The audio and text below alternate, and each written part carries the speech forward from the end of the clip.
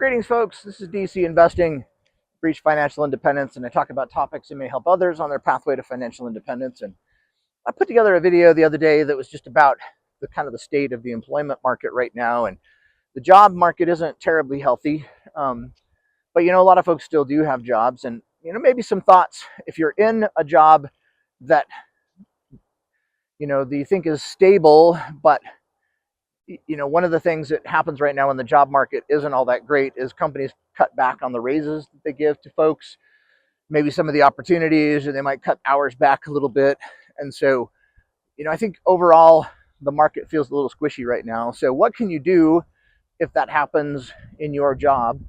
And I will say that, I like finance. So one of the perfect things you can do is, do a little research time on the stock market and the finance world and all of those. And the reason why is because those over the long term pay really great dividends to you, figuratively and literally, I guess. So, I realized I'm an engineer, and at some point I kind of made the calculation that says if I work as hard as I possibly can at the firm that I operate at, what's the limit to how much I can make at this company? And maybe $250,000. I'm not in California or something. We're kind of the middle of the country, but I kind of thought, are the directors making $500,000? I wonder what you have to do to get above that level. And there's not a whole lot of positions that earn huge amounts like that. And so I just realized, chances are most engineers are going to be under 200K where I'm, set up. And I thought that's kind of the limit to what your hourly wages are going to bring to you. So, there's a lot more money out there in the world. What do I do? And so the finance world, there's no limit to how much you can make. And so if you learn to invest your money, you can end up making a ton more for your time than you can working your day job. And so that's why kind of spending a little bit more time, while you're at work, if you get a break, go read a finance article. Or if you're doing something, throw up a YouTube podcast. And I've got personally about 150 different videos that I've made. So here's the pitch for me. Listen to some of this stuff. And, I'm trying to educate folks and give them some ideas about investing in finance. But there's a lot of podcasters out there that are just great.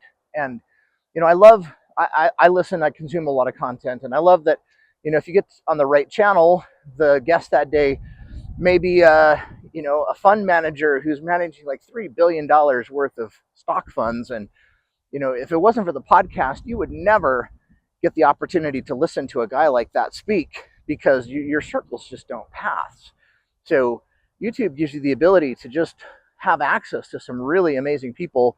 And you just listen to the stuff in the background as you're doing other things, and maybe your brain will perk up onto some topic that may help you, if you just got these things going on in the background. But the more you learn about finance, the more it can impact your life. And I realized this a decade ago and really started to focus on my finance aspect, tried to save as much as I possibly could. And I realize now, I'm at a point where if my account goes up by just 5%, then I make more than I do in a whole year of my engineering work.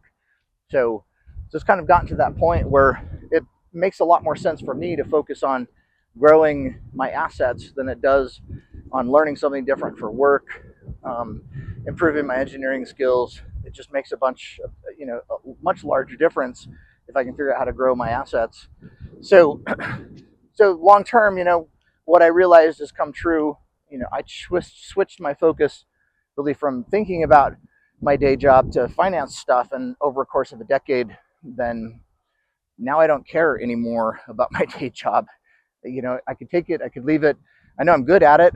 I'm a contributor when I'm there, but I don't need the job anymore. And so that's kind of my thought as wages kind of, the raise rate goes down over the next while as the economy kind of slows. If you can spend more time learning about financial things, that may be a huge benefit to you. It's not instant, it's not immediate, but the more time you spend learning about investing or real estate, or whatever is going to make money for you, the more chances you have that over the course of a decade your whole life could change. So there's my 2 cents for today.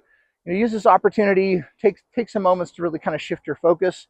And if you're really dedicated and diligent at educating yourself on stocks, investing, learn the tax code, learn how to use the tax code to increase your investments, then slowly over time you get more wealthy. So like, subscribe. Thanks for being here. We'll see you. Bye.